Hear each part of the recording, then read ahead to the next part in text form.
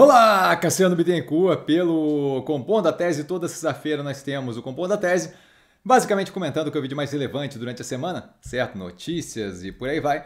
E como sempre, aqui embaixo na descrição, a gente fecha aqui com podcasts, mas aqui embaixo na descrição desse vídeo o link para as notícias, caso queiram aprofundar, e justamente o link para os podcasts também. Tá sempre bom começar com um disclaimer. O que eu falo aqui nada mais é do que a minha opinião sobre investimento, a forma como eu invisto. Não é, de qualquer forma, modo em geral, indicação de compra ou venda de qualquer ativo do mercado financeiro. Isso dito, a gente começa com uma matéria do UOL, falando ali sobre previsão de mercado, certo? Falando que o mercado errou 95% das previsões sobre economia e bolsa desde 2021. Tá? Basicamente, aí, só para deixar claro agora, aqui documentado pelo UOL, aquilo que eu comento constantemente, certo? Tem-se aí uma ideia de que se consegue prever futuro e não se consegue. A ideia de projeção, valuation, essas coisas todas é completamente fora da casinha, irreal. E justamente nessa sequência tem um BEM no canal, um vídeo, tá? Que eu botei o link aqui embaixo justamente depois do link da matéria ali, tá? Que é chamado BEM, Projeções, Valuations e Outras Práticas de Clarividência, certo? Um vídeo que eu comento, que eu faço comentando justamente a invalidade de projeção, valuation, preço-alvo, esse tipo de besteira que o mercado tem como algo que eles usam constantemente, mas que não faz absolutamente nenhum sentido, matematicamente comprovável, que não tem qualquer vago racional no que se faz. E ali, a matéria ali mostrando justamente 95% de erro nas projeções, previsões e por aí vai. Tá? O Haddad falando ali que o teto de juros do consignado e INSS está sendo discutido e será deliberado pelo Lula.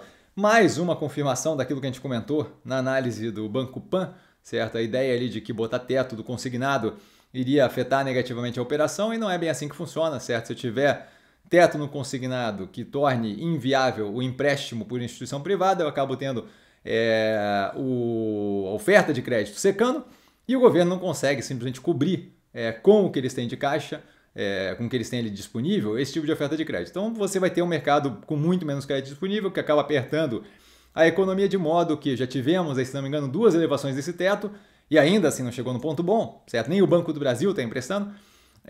Então, assim, a gente vai ter a continuidade do governo esperneando, mas tendo que lidar com isso, até a hora que voltar a deixar o teto ali do consignado em níveis razoáveis, voltando aí a liberar a forte possibilidade de empréstimo ali pelo Banco Pan que a gente tem no portfólio, que é um ativo ali que tem uma participação considerável disso. Então, volto a reforçar, olho de Tandera, a gente vendo aí, além do alcance, conseguindo dizer o que vai acontecer previamente com base em informação efetiva, tá? E teoria dos jogos. O Fed interrompendo o ciclo de corte de juros, tá? Basicamente ali por questões da incerteza do que pode vir a acontecer com a inflação lá um pouco mais resiliente e um direcionamento dado pelo governo atual, o Trump, de possibilidade de várias medidas inflacionárias. Então o Fed ali, o Jerome Powell, coloca ali como questões a questão de imigração, que pode afetar o mercado de trabalho, a questão de tarifa, que pode afetar o inflacionamento de produtos dos Estados Unidos, e a questão do fiscal, que justamente não se sabe muito bem como é que o Trump deve tocar os planos dele daqui para frente, então não se tem clareza de como é que aquilo ali pode vir a afetar a dinâmica de inflação daqui para frente. Por conseguinte, uma segurada nos juros, Trump já tendo efeito, assumiu agora e já tem efeito só pela quantidade de bravata que ele faz. Aqui no Brasil, a gente tem uma elevação de juros dentro do esperado, daquele 1%, indo a 13,25% a Selic. Volto a reforçar, como comentado aqui no canal várias vezes, não vejo juros como como uma ferramenta correta para lidar com as pressões inflacionárias que a gente tem nesse momento, todas, em geral, a grande maioria, causadas ali por fatores exógenos que você não consegue simplesmente controlar na base dos juros. Então aquele juros ali vai simplesmente ter um efeito negativo na economia e não vai resolver, certo? E começa aí justamente planta um 180 ser dado, a hora que eu tiver arrefecimento dos outros fatores que devem acontecer com arrefecimento contínuo da economia global, com redução mais agressiva dos juros agora. Falou-se bastante de os juros que vai se manter assim por muito tempo, a gente está vendo aí o dólar derretendo, certo? Reduzindo ali claramente a pressão inflacionária. A gente tem redução contínua do preço do petróleo e por aí vai, certo? Então, assim, a questão da climática ali que afetou a energia também já resolvida, certo? ciclo do gado, eventualmente, aí vai se resolver sozinho, não por causa de juros, então volto a reforçar. Não vejo como problemático, as operações continuam rendendo muito bem, a gente viu aí as prévias operacionais, a gente vai ver os resultados agora, tem inclusive o aquecimento agora nesse final de semana, mas a gente vê aí as prévias operacionais das construtoras, especialmente que estão no portfólio, vindo forte pra caramba, muito boa, nesse quarto trimestre, então volto a reforçar a continuidade. É engraçado ver o quão compreensivo o governo ficou agora que o Galípolo é o presidente do Banco Central. Quando era o Campos Neto era uma aberração só, agora é completamente, não, a gente entende, não tem como fazer, faz parte da vida, tem que aumentar os juros, então essa parte é engraçada. Passando à frente, a gente viu o número oficial do déficit primário saindo agora, certo? 0,09% do PIB, abaixo não, né? Dentro da meta ali do arcabouço fiscal, que permitia até 0,25% do PIB, isso daí retirando o desastre do Rio Grande do Sul de dentro desse cálculo. Foi algo que você não controla, é evento natural, certo? Aí é discutível, quem quiser brigar, tem que botar dentro da conta, não tem que botar dentro da conta, não é esse o ponto é que com o gasto do Rio Grande do Sul ele vai a 0,36, ainda assim nada perto de descontrole fiscal, como falam. Então, assim, você tem um governo não dos mais austeros, mas você tem um governo, especialmente ali através do Haddad, fazendo um esforço, certo? Por mais que chiando, por mais que batendo o pé, fazendo um esforço para se manter dentro do arcabouço fiscal. Essa parte é relevante porque justamente não tendo descontrole fiscal, a gente tem um direcionamento aí que vai, não numa espiral da morte, como tem sido vendida por bastante gente, mas sim, tem coisas a melhorar, com certeza a gente deve ver continuidade do governo tendo que atuar no fiscal, por mais que o Lula fale que não tem vontade, o diabo a quatro, vai ter que fazer, ou vai colocar na reta ali a possibilidade de uma reeleição. E como a gente viu ali no caso do consignado, você falar que não vai fazer, eu vou botar o teto do consignado, você pode falar o diabo que você quiser. A hora que a coisa começa a apertar, você começa a tomar decisões com base em sobrevivência, por teoria dos jogos, e não com base em, eu sou X, eu sou Y, certo? Então, deixe chiar, mas a questão é que estamos indo numa direção de não descontrole fiscal, o que é positivo.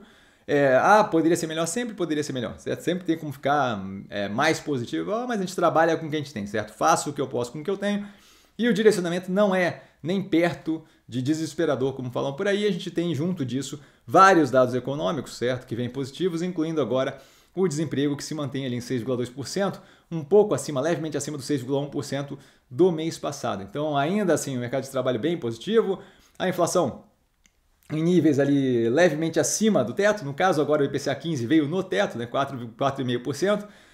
O PIB, o último que saiu, os últimos 12 meses, do último que foi divulgado, em 4% anualizado, certo, dos últimos 12 meses. Então, não é como se a gente tivesse uma situação de descontrole ou descalabro ou economia afundando.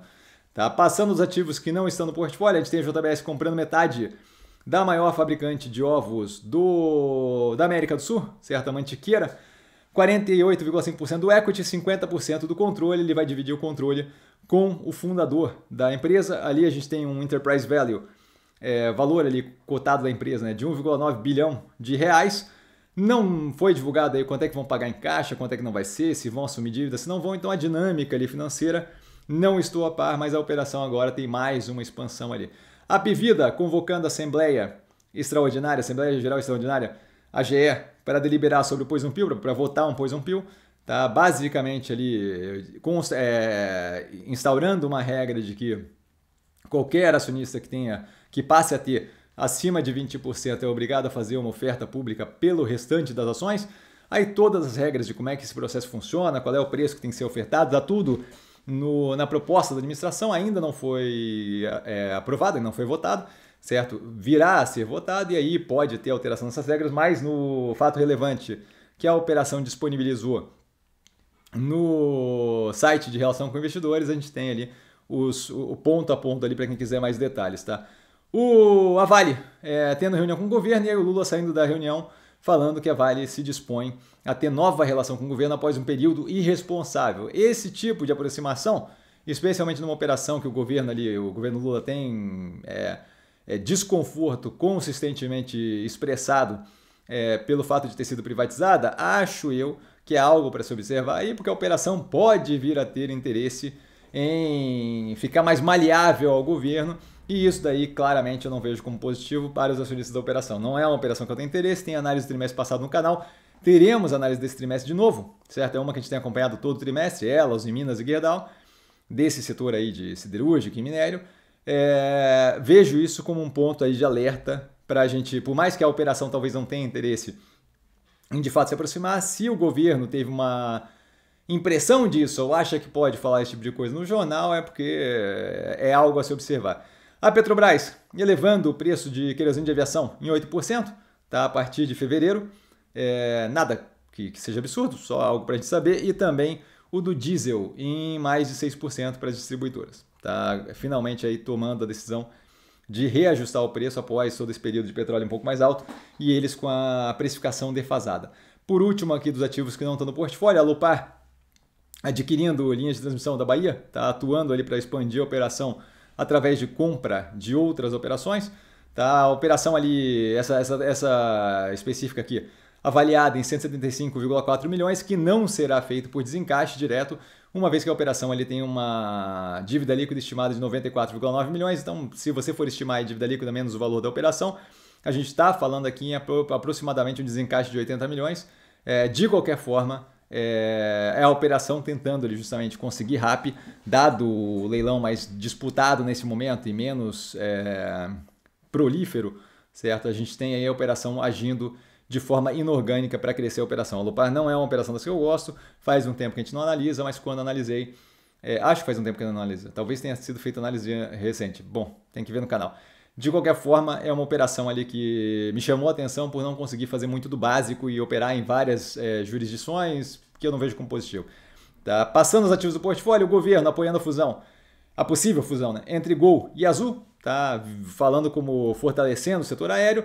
A Azul concluindo o liability management, a gestão da alavancagem, tá batendo ali 11 bilhões de reais da dívida aproximadamente, jogando a alavancagem de 4,8 vezes dívida líquida sobre EBITDA para 3,4 e reduzindo como estimado na análise do terceiro trimestre de 2024 pela empresa o pagamento de dívida esperado, de juros esperado para 2025 de 2 bi para 1,2 bi, uma redução de 800 milhões de reais, praticamente metade do valor esperado a se pagar de juros. Então, um movimento muito positivo na direção de melhoria contínua.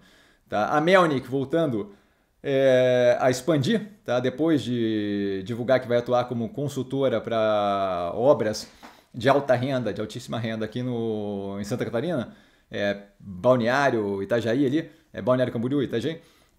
Tem agora um projeto ali, onde ela vai ter 25% de um projeto de VGV estimado de 700 milhões junto à Even, em São Paulo, na capital. Tá bem positivo o movimento. A FIT levando ratings da Guararapes.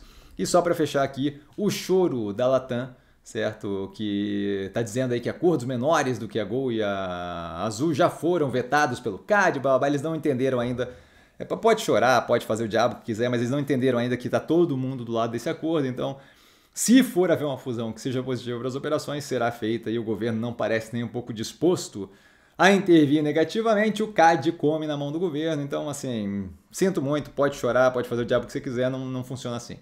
Passando aos podcasts, a gente tem política da CBN falando sobre a falta de informação sobre a Janja, que tem uso ali de verba pública e está declarando aí 100 anos de sigilo e por aí vai, tá? O nome da matéria aqui é falta de informações sobre Janja expõe incoerência do governo Lula e das promessas de transparência. Acho que é relevante porque levanta aí uma questão e fundamenta algo para não deixar que passe batido o comportamento que é falado que vai se ter durante a campanha e o que se tem efetivamente no dia a dia.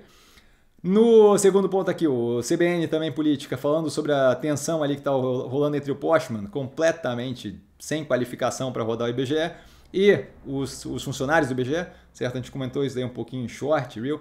O IBGE mostra aí claramente resiliência e capacidade de defender a forma que eles fazem, certo? O trabalho, mantendo ali a metodologia do IPCA, desemprego e por aí vai, certo? Então todo esse bafafá de falarem que, tá vendo, botou o Postman lá, então agora os dados do IBGE não valem mais nada, isso simplesmente não bate. Tá aí aqui comentando o recuo que eles tiveram ali com o IBGE+, certo? A ideia do Postman ali para causar ele se colocando como expoente ali, querendo usar o órgão como propagandista do nome dele e por aí vai. Certo? Uma palhaçada sem tamanho, mas basicamente a instituição reagindo. Passando a questão ali do DeepSeek, que a gente teve com inteligência artificial na semana, tem 2 podcasts aqui. O primeiro, que fala de uma forma mais leve sobre isso, tá? O Hard Fork. O Hard Fork teve outro episódio hoje que eu não consegui ouvir ainda, mas que aparentemente eles vão mais a fundo. Esse daqui é um preliminar, tá? De 3 dias atrás, falando justamente o básico ali do DeepSeek, mas num podcast emergencial, tá? Então, Your Guide to the DeepSeek Freakout, an emergency podcast do Hard Fork, do New York Times. Muito, muito bom, mas o melhor de todos até agora que eu ouvi, tá? É o Tectonic, do FT, do Financial Times, falando justamente sobre essa questão do DeepSeek e entrando a fundo e falando de vários pontos, bem interessante, bem aprofundado. O nome do podcast, Tech in 2025, China's AI Sputnik Moment, falando da questão aí do DeepSeek e de como isso daí está afetando a coisa como um todo. Agora, passando ao governo Trump, certo? A gente tem aí 3 podcasts e um fator engraçado aqui. O PBS NewsHour, falando do Pentágono tirando a força ali protetora do Mike Milley, certo? Que era o Joint Chief of Staff do militar. Ele era o coordenador da coisa toda militar no primeiro mandato do Trump. E aí se recusou no final ali a fazer o que o Trump queria, viu a linha que a coisa estava indo, e aí virou um inimigo do Trump para todo sempre. E agora o Pentágono acabou de tirar com um novo, o Hegseth lá, que entrou no Pentágono, acabou de tirar a proteção dele. Então ele foi um dos responsáveis pela morte lá, pelo assassinato do Qasem Soleimani, um dos generais iranianos. Então ele claramente está sendo consistentemente ameaçado pelo Irã como Estado, por outras questões ali estimuladas por seguidor de Trump e por aí vai, certo? E agora eles tiraram basicamente os guarda-costas que ele tinha financiados pelo governo e por aí vai. Tá? Esse movimento claramente mesquinho, claramente vingancinha, então assim, uma coisa simplesmente ridícula, mas que dá uma ideia da dinâmica que o Trump está tomando. Ele já tirou isso daí de vários atores ali que ele considera como inimigos, e isso daí é simplesmente imbecil, não faz sentido esse tipo de coisa com a institucionalidade de ser um presidente de qualquer país, mas que dirá dos Estados Unidos. E, curiosamente, o Mark Milley, ele é justamente a foto dele. Ele é o que teve a foto usada para aquele furo do Vitor Belfort. Eu botei aqui a matéria, certo? Onde o Belfort postou durante o negócio aí da tentativa ali de retomada do governo de forma ilegal pelo Bolsonaro, a questão do golpe, da galera acampando na frente dos quartéis e blá blá blá. Ele postou que um general das Forças Armadas deu 24 horas pro TSE se explicar. Eu tô rindo porque a foto era do Mark Milley. Na hora eu comentei no canal, assim, essa foto claramente não é no general. Ele postou e tal, como se o general tivesse dito que o TSE tinha 24 horas para se explicar o que houve com as urnas, e o general tinha o nome escrito na matéria. Cliquem nesse link, por favor, que tem o post que ele fez, certo?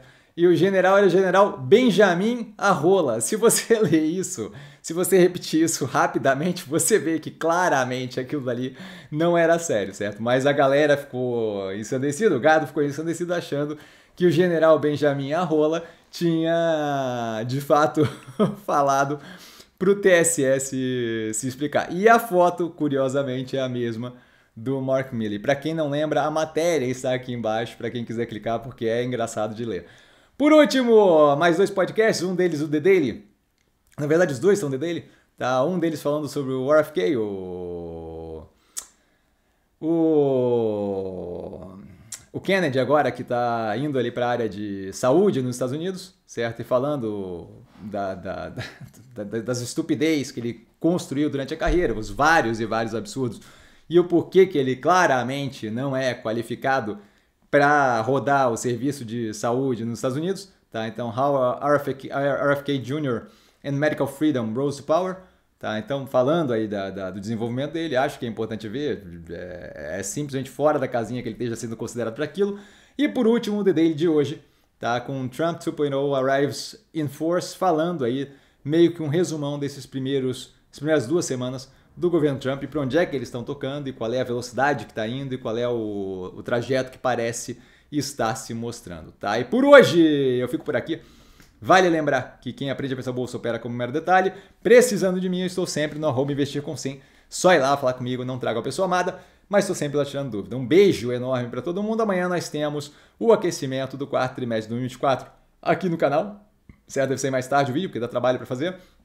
Falando ali do que eu espero para os resultados desse trimestre. E no domingo, às 4 da tarde, nós teremos a live para discutir apenas. A live de segunda continua normal. Essa live de domingo para discutir apenas dúvidas, questionamentos que possam ter ficado com relação ao vídeo do aquecimento do quarto trimestre de 2024 de sábado. Então, assistam o vídeo no sábado, domingo às 4 da tarde, ou no domingo de manhã, ou quando vocês quiserem, mas assim, domingo às 4 da tarde nós teremos uma live apenas para discutir isso. Valeu, galera, beijão!